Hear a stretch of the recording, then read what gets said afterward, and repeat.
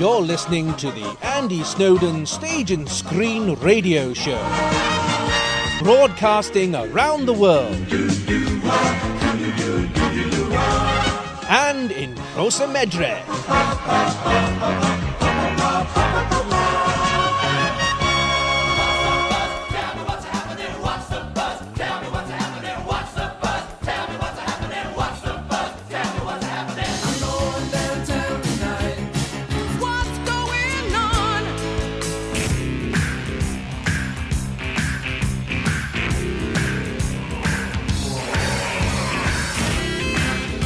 Okie dokie, what is going on around town, I hear you chunder?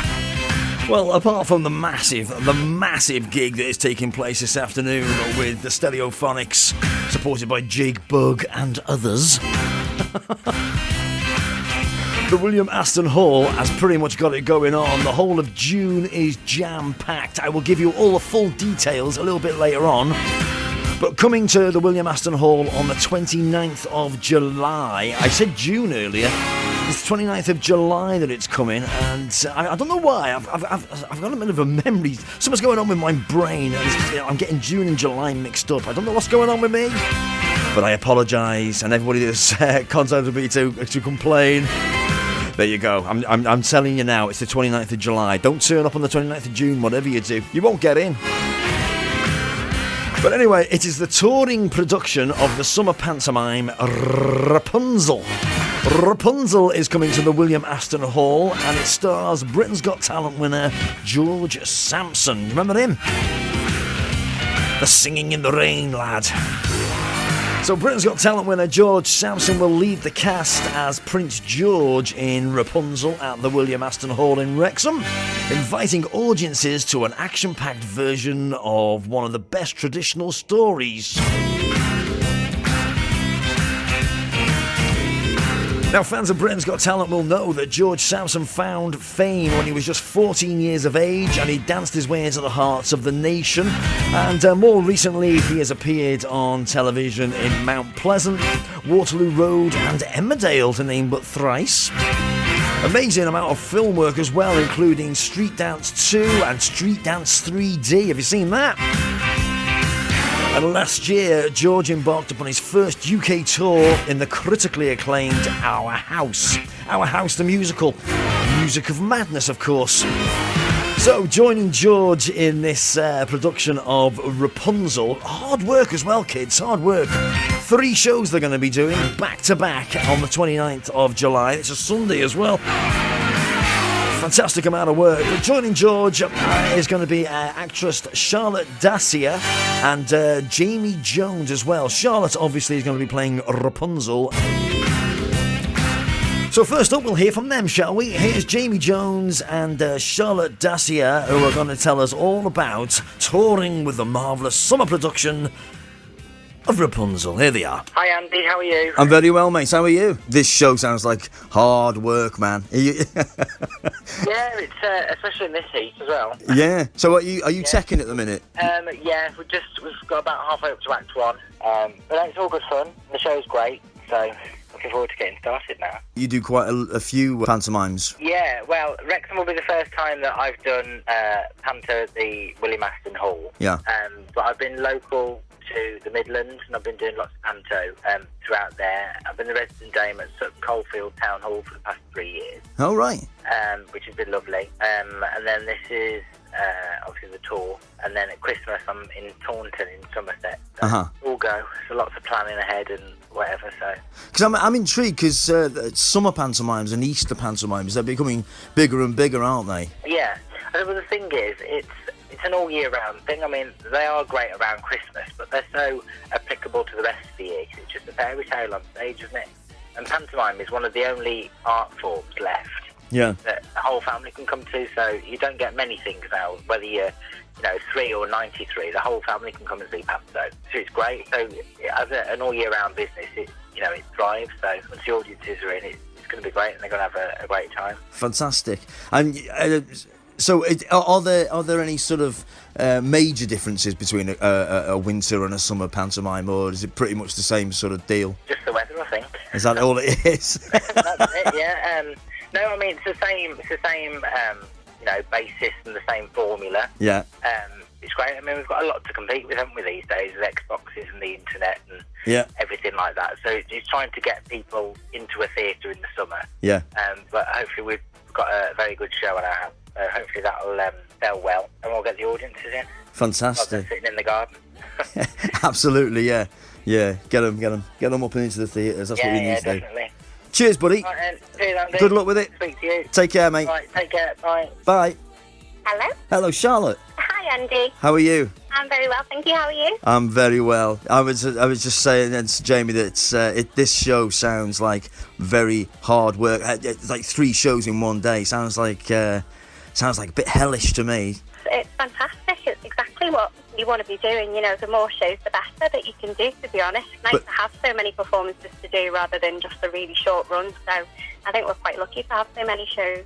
Yeah, so 3 shows back to back on one day. Yeah. So what do you do? Start at 10 o'clock in the morning or something? Well, we've got shows mostly at 11 o'clock, 2:30, and then 6:30.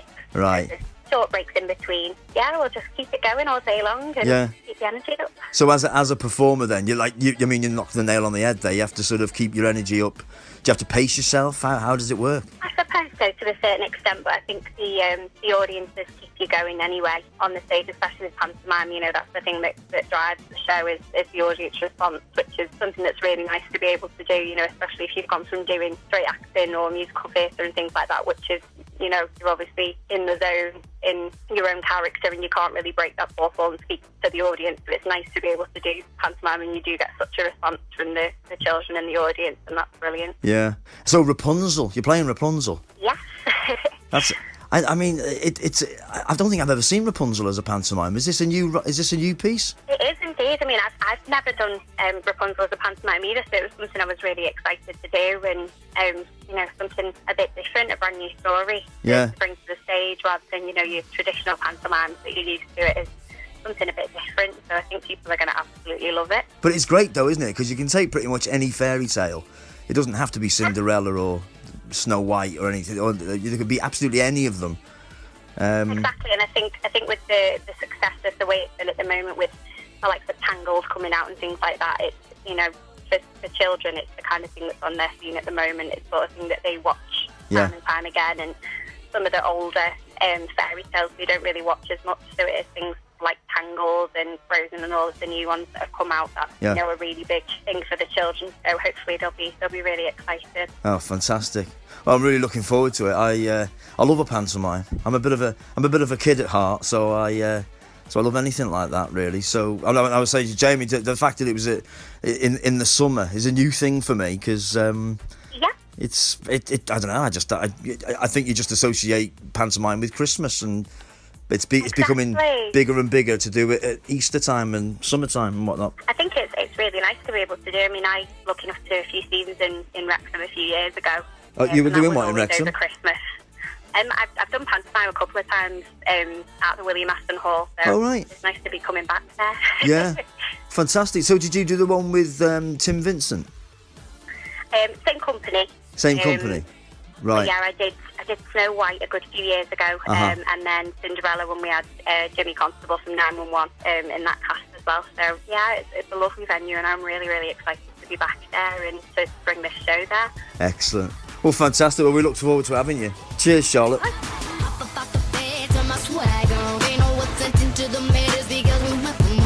So there you go. That's the Dame Jamie Jones and Rapunzel, Charlotte Dacia, coming to the Aston Hall on the 29th of July. I will give you all the deets and the dates straight after this. When was the last time you heard this track?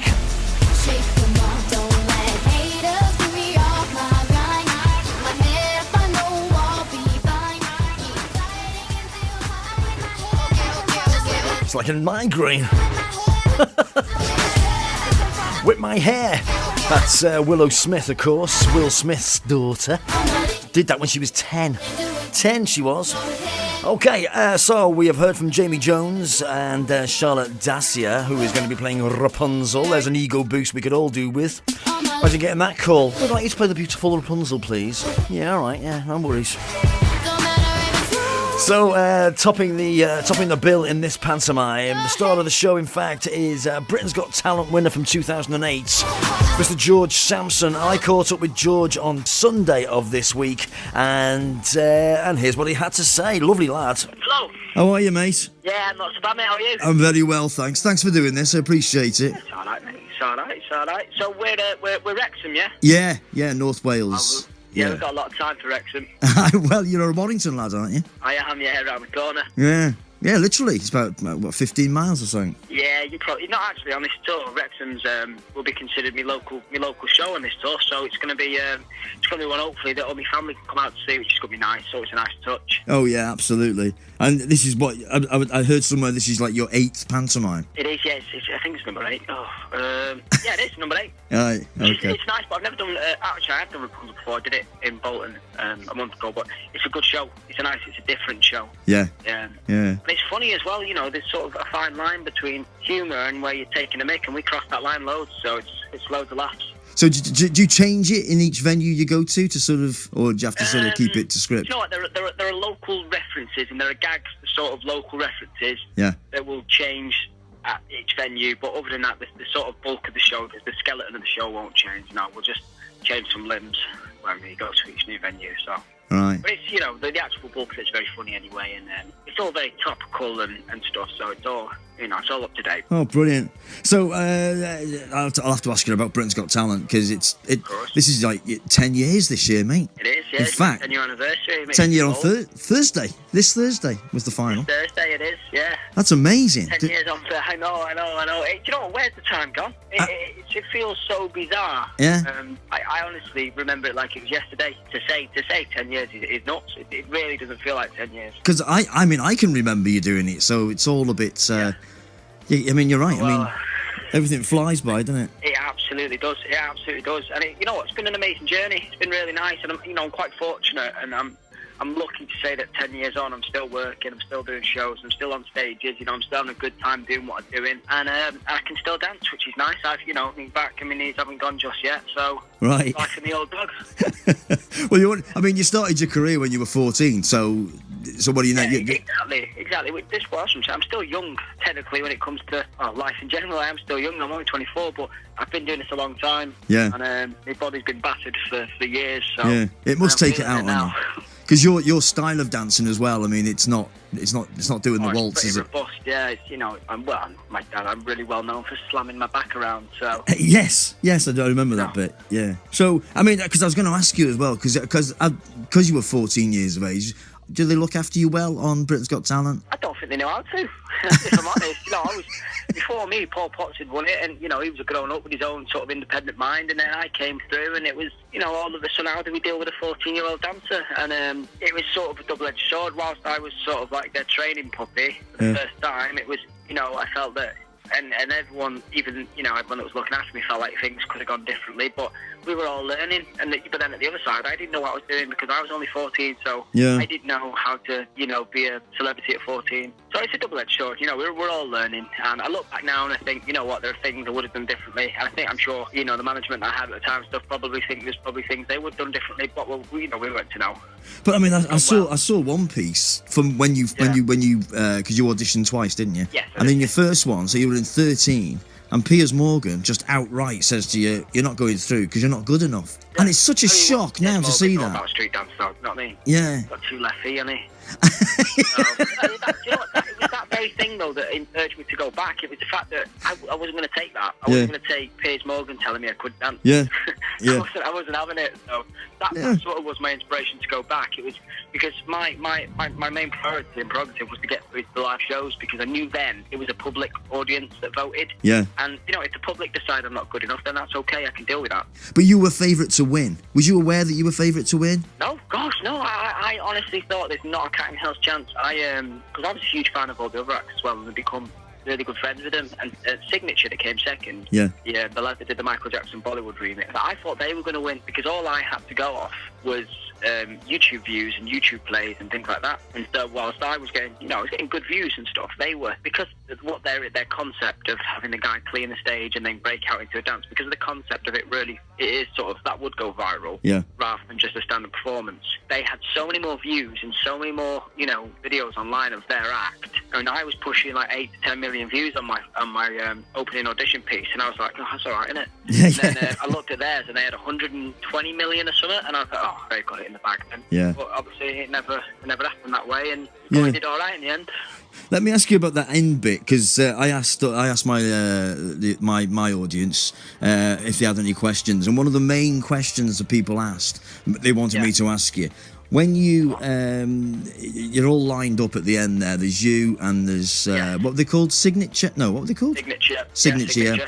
And Andrew Johnson. Andrew Johnson, yeah. Yeah, and he came third, and you gave him a hug and you swore at him. I thought nobody picked up on it. I mean, I knew, because I often joke about it, and I remember hugging him and saying, mate, you were brilliant. Yeah. And honestly, nobody picked up on it for years, but obviously with YouTube and, enhancement that people could do to slow it down and stuff like that, everybody knows about it. I always get questioned about it. But look, the emotions are running high. I was a bit of a streetwise kid, I was from Warrington, I was a streetwise kid. I knew, we all knew what the F word was, 14. Yeah. And I don't know, I didn't even, like you said, because I was a child, because I wasn't trained to be on TV, you don't think about these things. You don't. Nowadays, of course, it's different, but back then, because I wasn't so, I wasn't taught to how to be on TV. We were very much sort of, with Britain's Got Talent, it's very different to X Factor. X Factor, they all live in a house and they're all taught how to behave and live with each other and stuff. With BGT, you very much just do your performance and then go home, and then come back when you needed. So, I wasn't trained to be in the spotlight. So yeah, he came third, and I could tell he was upset. Yeah, he was really upset. And so I just ran over and said, "You were brilliant." And, yeah, but I mean, it is what it is. I said it, so. Yeah, but it was funny that when I said, "Has anybody got any questions for George Sampson?" everybody texted me and went, "Ask him about the swearing at the end," and I was like, I thought, God, I forgot about that. So I looked it up on YouTube, and obviously it's quite blatant. When you know it's there, you know it's coming. It's quite obvious. But at the time, literally for the first sort of 6 or 7 years afterwards, nobody said a word about it because nobody knew. And I think sort of YouTube and stuff and people creating videos about it and stuff sort of didn't help my case at all. But look, I look back and I laugh at it. It's funny. Yeah. Oh yeah, definitely. And when you do finish, you have to you sign with Simon Cowell, don't you? The Psycho. At first I didn't know what was going on because I'm not very sort of. I mean, I am now, but I wasn't very savvied up on contracts and how things work. And like I said, because of my age as well, that really didn't help. But before you go, I don't know if this works now, but back then, before you actually go into the live shows, you sign the contract then. Right. So they've got you before you're even in the semi-finals, and they can choose whether to represent you or not after the semi-finals. And initially, they weren't going to represent me. They weren't going to sign me up to Psycho as a record label because they sort of, well, because I was a dancer. Yeah. They signed singers ultimately. They're a record label, and they saw the reaction that I was getting on tour. I think there was a meeting about me, and they said we were going to sign him and try and get him to sing. But there was that. At the time, I sounded like a cat being stood on. I wasn't the best singer, you know what I mean? So I could only go with what I was working with.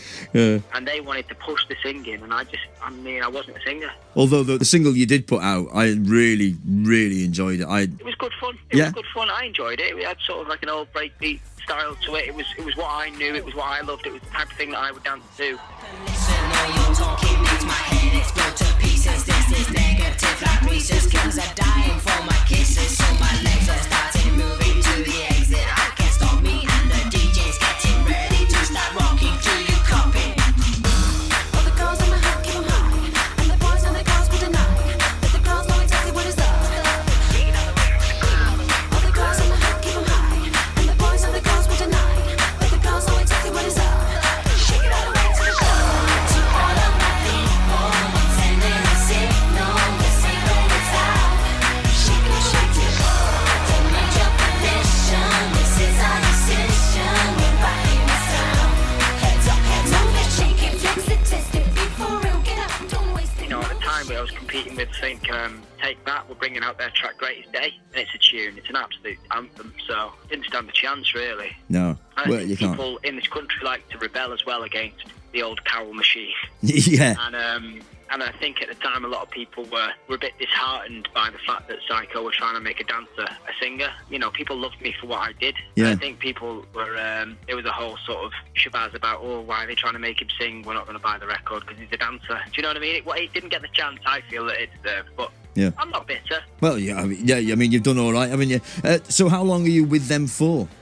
Well, it's completely up to them, really. I think either party can decide when to call it a day, and I gave it the benefit of the doubt, and Yeah. I did some fantastic work. You know, to the West End, I sold a platinum DVD, and I think things were great. Things were really good. I think after that, we had a little meeting, and we discussed sort of the next steps, and I sat down with one of the bosses of Psycho, and we basically were very honest with each other. They didn't know what they were doing with me. They openly admitted that, and I said, well, you know, I've got things that I want to do that you don't necessarily do. I knew I wanted to be an actor. I knew I wanted to go into that sort of direction, and I knew they weren't the guys to look after me. They knew they hadn't worked with dancers before, so they had no idea what they were doing, and they were trying just as hard as I were. And we just came to a mutual decision that it'd be best if I left Psycho and got an acting agent and tried that door and tried that venture. Obviously that worked out very well. Yeah. Oh, yeah. Brilliant. Let me ask you, because I saw you on This Morning the other day, and you were discussing. I mean, you touched on it earlier that your body is holding out. Although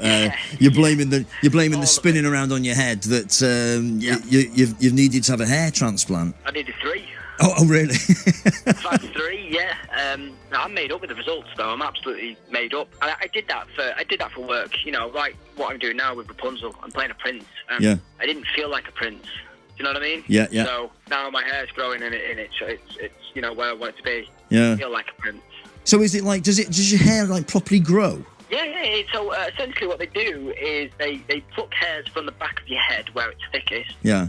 And it has sort of a graft on it or a root, and they put them all in this little pot. They take thousands of them, put them into a pot, and then they'll numb the front of your head. They will pluck holes in your head where you want the new hair, and they'll plant the seed in your head, and God. you have a great hairline. And then initially it all falls out. Yeah. After about 3 weeks, it all falls out, and that's because the new hair from the graft of the seed starts to grow, and it pushes out the old hair. So as that starts to happen, you find you go back to looking how you did when you didn't feel great. That's Grim 6 amazing. or 7 weeks, and it starts growing like normal hair. Does it hurt? The only bit that hurt is the local anaesthetic. Okay. Anyone that's been to the dentist or anything like that that's had a tooth took out or anything and has had a needle in the mouth, that sort of pain of grin bearing it for 20 seconds is that's it really. But you've got 20 of them going in your head. Yeah. So it does hurt. You know, I would be lying if I said it didn't, but Yeah. it's 20 seconds. You just sort of, I had my girlfriend there, Lauren, she'd been brilliant through the whole thing, and I just held her hand and squoze her hand when the needle went in, and then let go after 5 seconds, and once it kicks in, the anaesthetic, and you're numb and you're under, you don't feel a thing. The whole procedure's breeze. Oh, fantastic. And as you say, I mean, I saw you on This Morning, and it looks amazing, actually. It doesn't just look... worlds apart. It's a world apart from how I was before. Yeah. You know, I am feeling better. I'm feeling more confident, and the work as well with work. And you know, I feel like I can go and audition for a school program again and not feel like a 40-year-old man. Yeah. So it's nice, you know. It's nice to sort of have that back and feel like I look my age. And I'm quite happy to talk about it. I'm quite happy to help because I get a lot of messages from young lads messaging me and stuff. So it's quite nice that I can sort of be an ambassador for it. Oh yeah, definitely. So let's just quickly talk about this pantomime. As I say, it's your 8th one to date. And to me, you see, pantomime always looks very enjoyable, but looks really hard work. That's exactly what it is. It is hard work, and you do the shows and you reap the rewards of that hard work on stage. Yeah. That's exactly what it is. And it is, it's as hard as just doing a musical or anything like that. You put as much effort in as you can and as you will and as you want to, and ultimately perform to the best of your ability as you would in a musical or in any sort of performance. Yeah. Since over the last 10 years, you've worked in movies, West End, you've had a solo single out. I mean, you sound extraordinarily busy. Which would you say that you prefer? Theatre, movies, TV, singing, or does your heart belong to dancing? It's a vicious circle. I prefer to be in theatre. I prefer to be in people's faces. Yeah. You know, as much as that, I love the singing and the acting and stuff. Dancing is where my heart lies, and I love doing all three. And the theatre is the best place to do that. But ultimately, I need TV to continue the theatre work because nobody wants you in the theatre show unless you're on TV. So it's a vicious circle. So I know that I want to do TV because ultimately that will lead to more theatre work and more musicals and more pantomime stuff, which is the stuff I really want to do. But I want to do it at the highest level, and to be at the highest level, you have to be on TV. Well, perfect. Well, good luck with it, mate. Good luck with everything. Thank you very much. And Thank you very much. lovely to speak to you. And yourself, mate. Take it easy. Yeah, take care of yourself. Enjoy the rest of your time in the pantomime, and we'll see you in Wrexham. I'd like to see you in Wrexham, mate. Cheers, buddy. Bye. Take care.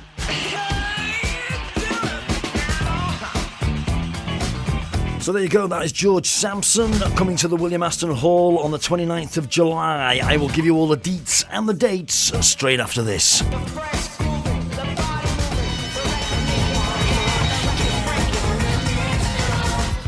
So there we go. George Sampson is bringing his Rapunzel to the William Aston Hall on the 29th of July of this year. That is, there's 3 shows back to back on that Sunday, kicking off at 10:30. Beg your pardon, 11 a.m. The doors are at 10:30. Second one 2:30, and the last one 6:30.